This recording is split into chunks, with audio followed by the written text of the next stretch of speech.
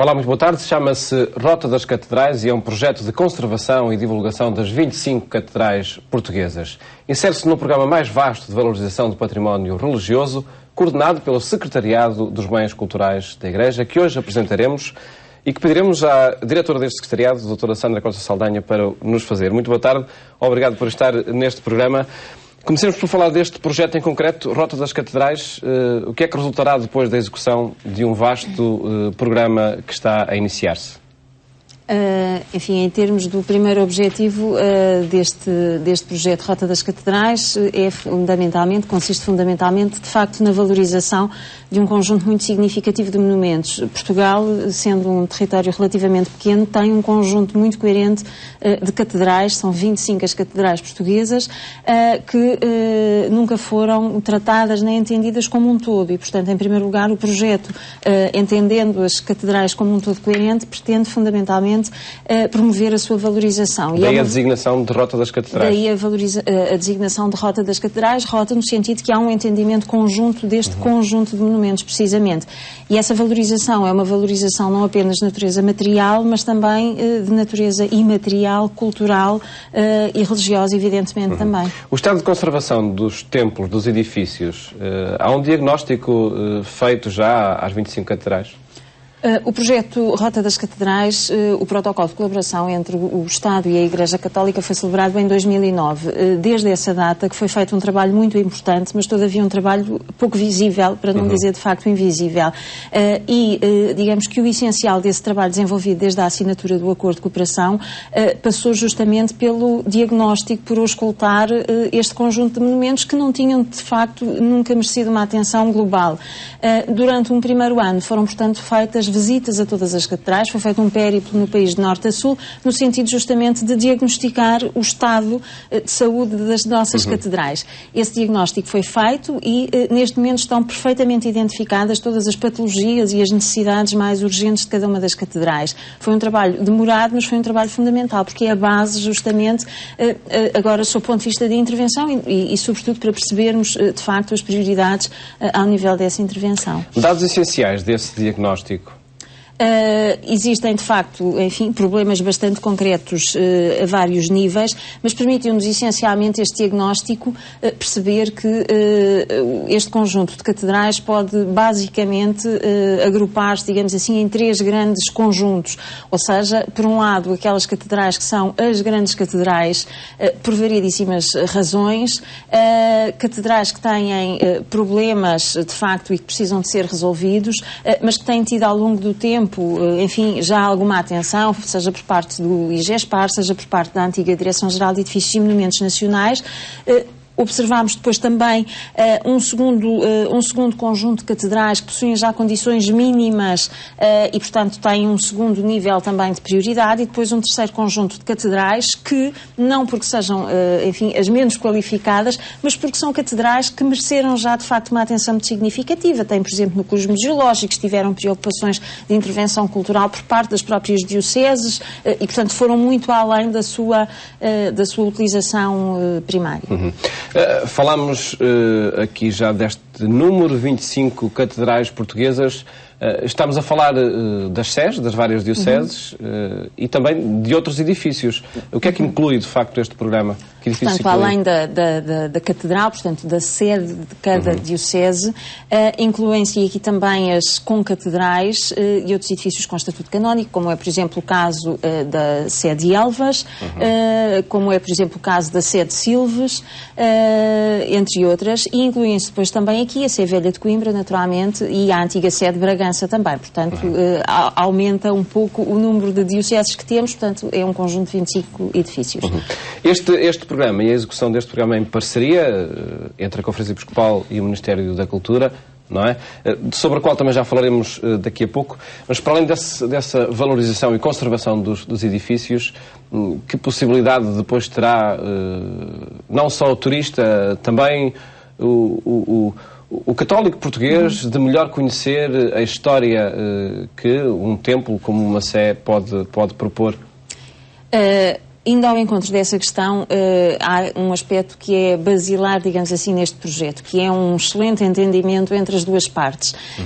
E esse bom entendimento permite-nos e está-nos a permitir, neste momento, conciliar justamente duas áreas que, como sabemos, estão há décadas dissociadas, que é justamente a componente cultural e a componente cultural inerente a estes dois, a estas duas partes, digamos assim.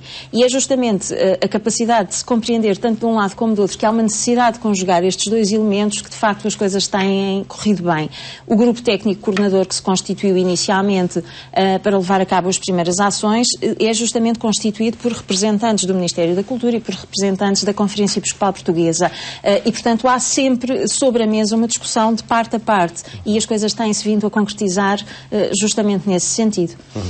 Será possível então a quem celebra nessas catedrais ter um ambiente mais agradável e também a quem procura dados culturais que os templos podem fornecer. Esse é um dos grandes objetivos, de facto, do projeto. As catedrais portuguesas são, antes de qualquer outra coisa, locais afetos ao culto e, portanto, continuam a exercer prioritariamente essa sua função. Agora, há toda uma potenciação de natureza cultural que nos permite melhorar em benefício de variedíssimas matérias, nomeadamente em benefício da própria liturgia, todos esses melhoramentos e toda essa valorização, sob o ponto de vista quer do material, do construído, dos edifícios propriamente ditos, quer sob o ponto de vista daquilo que se oferece e do modo como se qualifica, por exemplo, através do estudo, através da realização de materiais informativos, através da realização de toda uma série de meios de comunicação que são muito importantes também nesta matéria. Depois desse diagnóstico realizado, que ações estão já em curso? Estão programadas... Algumas catedrais que já estão em obras, digamos assim. Em termos, exato. Portanto, essa componente da intervenção propriamente dita tem e acontece de acordo com um procedimento muito concreto. Portanto, foi assinado o acordo de cooperação entre o Estado e a Igreja em 2009, onde se definiu que no terreno a ação ou a atuação faz-se entre a Sé, o cabido ou a paróquia, dependendo do caso, e a Direção Regional de Cultura, que tem na sua área geográfica, portanto, a respectiva Sé. E a concretização do projeto acontece através de protocolos específicos que são celebrados entre cada Sé e cada Direção Regional de Cultura. Já foram assinados vários protocolos, estão outros tantos previstos e, portanto, estão agora a iniciar-se as ações sob o ponto de vista das intervenções físicas. As direções regionais de cultura têm já, uma noção quanto àquilo que são as ações a desenvolver e, portanto, este protocolo, no fundo, o que estabelece são aquilo que compete a cada uma das partes, é a calendarização dos trabalhos e, portanto, em princípio, estamos a falar de situações que decorrerão nos próximos 2 anos. Com o entendimento fácil, depois, de facto, entre os proprietários e entre as direções regionais de cultura? Tem sido fácil e tem-se resolvido, na verdade. As direções regionais de cultura fizeram, simplificando um pouco o processo, chegar a cada catedral, a cada responsável catedralício, justamente uma proposta de acordo. Estes acordos têm sido estruturados, corrigidos, retificados de parte a parte, até que quando há um entendimento eles são assinados e, de facto, já se tem verificado a concretização de vários. Tendo havido durante muito tempo, nem sempre essa parceria e um entendimento fácil entre as partes, mesmo até alguma resistência por parte de responsáveis pelos templos, há agora um desbloqueio para abrir portas à conservação e uma melhor fruição desses templos? Por parte dos responsáveis da Igreja? Sim. As mentalidades, de facto, estão muito diferentes e talvez fosse oportuno daqui a muito pouco tempo fazer-se um balanço e um ponto de situação em relação a essa matéria, mas este entendimento tem efetivamente sido possível. O projeto de Rota das Catedrais manifesta-o de um modo bastante alargado, porque engloba um conjunto muito grande, quer de pessoas, quer de edifícios e de monumentos. Mas de facto, tem-se verificado essa compreensão. Nós não podemos atuar de todo sozinhos, porque não temos temos capacidade para isso, portanto, cada vez mais também os próprios responsáveis da Igreja têm percebido isso mesmo e têm-se sabido munir, digamos assim, das ferramentas indispensáveis ao exercício da sua missão e do seu trabalho. E uma dessas ferramentas não pode necessariamente deixar de ser pessoal especializado para concretizar as suas ações. E isso tem-se, de facto, verificado de um modo muito evidente. Cada vez mais no património da Igreja percebemos que as pessoas se fazem rodear de profissionais e, por alguma razão, e creio que a justificação pode estar aqui, o trabalho que têm apresentado ao público em geral, aos fiéis, enfim, é cada vez mais qualificado também. Acredito que seja um projeto que envolva avultadas verbas e muitos recursos financeiros são necessários para o concretizar. Temo que o momento económico e político que o país atravessa pode colocar em causa o desenvolvimento deste programa? O programa Rota das Catedrais envolve efetivamente verbas muito significativas, enfim, desde logo no que toca à intervenção patrimonial, portanto, caso a caso. Uma das bases financeiras essenciais deste projeto são ainda os fundos comunitários do CREN e é com base nesses projetos que estes acordos têm vindo a ser desenvolvidos. Existe depois todo um outro conjunto de intervenções que são gerais, digamos assim, do projeto. Portanto, além das intervenções pontuais que cada C requer, e são diferentes de caso a caso, cada C tem as suas necessidades, existem depois um conjunto de outras necessidades que são globais do projeto, ou seja, independentemente do nível de intervenção física que uma C tenha, todas as Cs vão ter todo um conjunto de outras intervenções, nomeadamente no que toca ao estudo, no que toca à investigação, no que toca à elaboração de materiais de informação e para essas áreas em concreto existem depois toda uma série de outras instituições que se associam a este projeto. Porque intervir nas catedrais portuguesas não é somente intervir pontualmente num determinado edifício, é na verdade intervir na própria cidade. As catedrais são o coração, como bem sabemos, das cidades e, portanto, logo por aqui começamos a falar de toda uma série de outros interesses, se é que assim lhes podemos chamar, porque reabilitar uma catedral é, na verdade, também reabilitar o centro histórico de uma determinada cidade, a capacidade de potenciarmos culturalmente uma catedral acaba por ter depois consequências no próprio melhoramento até urbano da própria cidade. Envolve-se, portanto, a autarquia também? Exatamente. Os municípios, evidentemente, que são um parceiro indispensável em todo este processo. A própria projeção cultural e turística que este projeto tem faz também com que o próprio turismo seja um parceiro fundamental e muito interessado também, obviamente, no desenvolvimento deste projeto. As próprias universidades, que darão também um contributo que será muito importante ao nível da investigação qualificada, evidentemente, destes monumentos, etc. Não queria, então, que, de facto, a situação política atual possa, de alguma forma, colocar em causa a continuidade do programa? O projeto Rota das Catedrais está já muito enraizado e dar um passo atrás seria retroceder absolutamente e deixar perder um potencial que é reconhecido e que está já em curso, portanto está em marcha, digamos assim, tudo isto e, portanto, não creio que hajam interferências muito evidentes a esse nível. São conhecidas também intervenções similares noutros países que constituem enfim, também uma mais-valia até de aprendizagem e de conhecimento para esta intervenção que agora é feita em Portugal? Sim, há algumas intervenções noutros países, ainda que com contornos bastante diferentes, mas onde as catedrais têm também uma importância muito significativa e onde as catedrais são também entendidas como um todo coerente. A questão aqui que se coloca é essa, não a interpretação ou o entendimento das catedrais autonomamente, mas unir verdadeiramente as catedrais. E antes de responder a essa questão, aquilo que se sente agora já de facto, porque já há muita coisa no campo, é que as catedrais portuguesas estão cada vez mais unidas, trabalham cada vez mais com um objetivo que é comum e tudo isso facilita naturalmente o processo. Quanto às situações internacionais, é evidente que existem desde já muito próximo de nós pelo menos 3 casos onde conjuntos monumentais semelhantes têm uma importância grande. Itália, França, sobretudo, e Espanha, de um modo essencial, onde de facto, enfim, tem-se já feito várias coisas neste domínio. Um projeto com intervenções muito visíveis e que, como disse a doutora Sandra Costa Saldanha, diretora do Secretariado Nacional dos Bens Culturais da Igreja, está em curso. Estão também programadas e acontecerão muito brevemente iniciativas que darão visibilidade a este programa, a Rota das Catedrais, nomeadamente um congresso que decorrerá já a partir de quinta-feira em Faro, creio eu. Que temas estarão aí em debate e que importância tem também a realização do congresso na realização de todo o programa? Da Rota das Catedrais.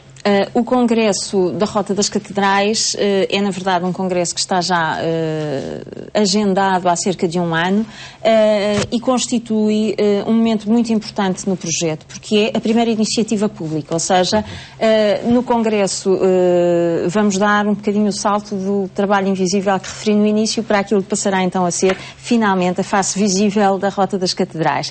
É a primeira iniciativa pública, é a primeira iniciativa destinada ao público de um modo geral também. Até agora, enfim, tudo o que se tem feito tem-se feito em contexto de trabalho, enfim, reuniões essencialmente de trabalho.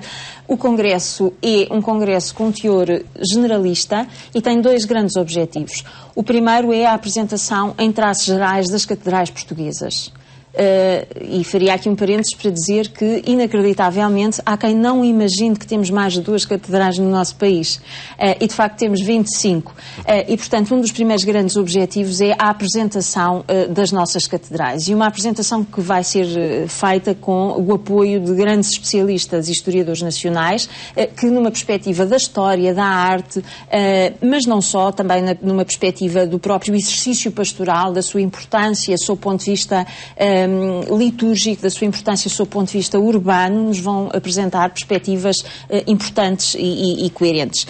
Este Congresso tem um segundo grande objetivo, que é, e mais prático, de natureza mais prática, que é um ponto de situação relativamente ao projeto português. O que é que se tem feito, como é que se tem feito e o que é que se programa. Algumas novidades que vão ser apresentadas neste Congresso são, por exemplo, a apresentação da imagem gráfica da Rota das Catedrais, que é relativamente recente e que começa agora a ser utilizada, e, enfim, todo o conceito subjacente à concepção dessa imagem gráfica, o portal da Rota das Catedrais, que vai ser lançado precisamente neste Congresso, um portal que congrega, que reúne todo o conjunto das catedrais portuguesas e depois todo um conjunto de outros projetos que estão em curso, nomeadamente a elaboração de roteiros, o apetrechamento de todas estas catedrais com um conjunto de materiais de apoio informativos aos seus visitantes. Ora, e tudo isto vai ser feito sempre com o apoio de alguns casos internacionais importantes que nos darão o seu exemplo, nomeadamente o caso espanhol, aqui mais próximo de nós, e com o qual poderemos seguramente aprender muita coisa. O Congresso pretende ainda e por fim reunir depois no final uma mesa redonda representantes de várias instituições, precisamente algumas das que eu referi aqui, as universidades, o turismo, os municípios, a Igreja estará evidentemente também representada, para discutirmos precisamente rumos e caminhos, digamos assim, para este projeto. Um conjunto de informações que estão disponíveis desde logo no portal do Secretariado Nacional dos Bens Culturais, que temos estado a divulgar. Uma outra iniciativa, creio que também inserida na execução deste programa Rota das Catedrais, é uma exposição. Ela está prevista também já a sua realização, a sua mostra ao público? Está também programada uma exposição, a exposição da Rota das Catedrais, a decorrer este ano no Museu de Lamego, no Museu Diocesano de Lamego. A exposição está, como digo, neste momento em fase de concretização, sob o ponto de vista projetual. Em todo o caso, é uma exposição comissariada pelo Sr. Dom Carlos Azevedo, que é um dos vogais da Comissão Episcopal da Cultura, Bens Culturais e Comunicações Sociais, e que assume o comissariado dessa exposição e que incide essencialmente em quê? Na seleção de uma peça por cada catedral, portanto, as 25 catedrais são representadas através de uma peça e de um painel informativo e, portanto, é uma exposição que faz também o arranque deste projeto nesta sua fase mais visível. O congresso de que falava é aberto a todo o público ou é só para, enfim, os responsáveis e os dinamizadores do culto e da cultura nas catedrais? Não, é um congresso aberto a todo o público e neste momento, enfim, as inscrições no congresso estão praticamente encerradas e aquilo que as várias inscrições nos têm permitido perceber é que há um interesse generalizado a partir de inúmeras áreas por estas temáticas. Doutora Sandra Costa Saldanha, temos já muito pouco tempo, mas gostava que nos apresentasse e aproveitar esta oportunidade para apresentar outras iniciativas que o Secretariado Nacional dos Bens Culturais está a desenvolver para a valorização do património religioso. Que outras áreas de trabalho levam por diante? Enfim, mais recentemente, as duas grandes áreas em que o Secretariado apostou e desenvolveu atividade recente foi justamente na área dos arquivos e na área das bibliotecas. São duas áreas muito carenciadas a variedíssimos níveis e, portanto, são duas áreas que estão neste momento em curso e que se contam entre as várias prioridades do Secretariado. Mas as áreas de atuação são muito alargadas e, portanto, muito brevemente, no próximo dia 12 deste mês, vamos promover um terceiro Conselho Nacional à volta do tema do inventário. O inventário dos bens culturais da Igreja é um tema quente e muito importante e que precisa absolutamente de ser discutido, porque se ele funciona corretamente em algumas dioceses, não funciona de todo nesses moldes noutras. E depois uma outra área, e gostaria de apontar de facto essa como uma das grandes prioridades do Secretariado, é a área da conservação e restauro. É uma área em que se vai apostar fortemente. Recentemente a Comissão Episcopal da Cultura celebrou um acordo com o Instituto dos Museus e da Conservação e a próxima ação que vamos ter será em Viseu, em junho, uma ação de conservação preventiva na área dos bens culturais da Igreja, com o apoio justamente do Instituto dos Museus e da Conservação, e essa é, sem dúvida nenhuma, a próxima grande tarefa e empreitada do Secretariado, justamente reunir à mesma mesa vários representantes associados à área da conservação e restauro, onde existem muitas e graves lacunas ao nível da intervenção na Igreja. O portal dos Secretariado de Bens Culturais é uma ferramenta de divulgação. Existe também uma revista sobre o património religioso da Igreja Católica. Está para chegar um segundo número, creio. Está para chegar um segundo número. O Secretariado tem apostado tem feito, enfim, uma tentativa de maior divulgação, não da sua atividade propriamente, mas da atividade dos bens culturais de um modo geral em Portugal, e para isso tem utilizado algumas ferramentas. Uma delas foi justamente esse site, é o site do Secretariado, mas também a presença nas redes sociais que se tem adensado, e outra dessas ferramentas foi justamente a revista Invenir. É uma revista que, enfim, pretende ser alargada e que pretende chegar a vários públicos, com vários tipos de conteúdos. O próximo número está pronto, sairá dentro de poucos dias e enfim, terá algumas novidades. Uma oportunidade para conhecer melhor o património religioso. Doutora Sandra Costa Saldanha, muito obrigado por ter estado neste programa, onde quisemos de facto apresentar as iniciativas que valorizam o património religioso existente em Portugal, nomeadamente as suas catedrais. Desejo-lhe bom fim de tarde. Até amanhã, se Deus quiser.